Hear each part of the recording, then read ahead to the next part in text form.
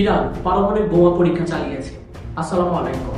আজকে ইরানের মধ্যে এক বিশাল আকার ভূমিকম্প রেকর্ড করা হয়েছে। বিশ্লেষকদের মতে এই ভূমিকম্প হতে পারে পারমাণবিক বোমা পরীক্ষা চালানোর ফলে। তাছাড়া ইউএসএ এবং ন্যাটোভুক্ত দেশগুলো অনেক আগে থেকেই সন্দেহ করছিল যে ইরান পারমাণবিক বোমা তৈরি করার জন্য ইউরেনিয়াম-235 আইসোটোপ যতটুকু এনরিচ করা প্রয়োজন তার প্রায় 60% কমপ্লিট করে ফেলেছে এবং এই ভয়ে তারা মূলত ইরানের উপর আক্রমণ চালিয়েছে। তাছাড়া ইরানের কাছে ইন্টারকন্টিনেন্টাল ব্যালিস্টিক মিসাইল তথা আন্তঃমহাদেশীয় ক্ষেপণাস্ত্র আছে বলে সন্দেহ করছে ন্যাটোভুক্ত দেশগুলো। তাই এখন সবচেয়ে বড় প্রশ্ন হলো, আসলে কি সফলভাবে ইরান পারমাণবিক বোমা পরীক্ষা চালাতে পেরেছে?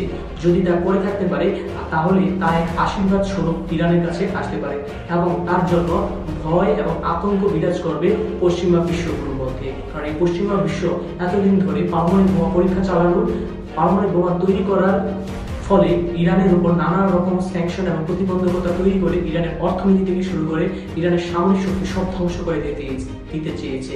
তাই এখন যদি ইরান সফলভাবে পারমাণবিক বোমা পরীক্ষা চালিয়ে থাকতে পারে তাহলে তা বিপদ আনবে ন্যাটোভুক্ত দেশগুলোর জন্য। আপনার কি আসলেই মনে হয় ইরান পারমাণবিক বোমা পরীক্ষা চালাতে পেরেছে? নিচে কমেন্টে জানাতে ভুলবেন না।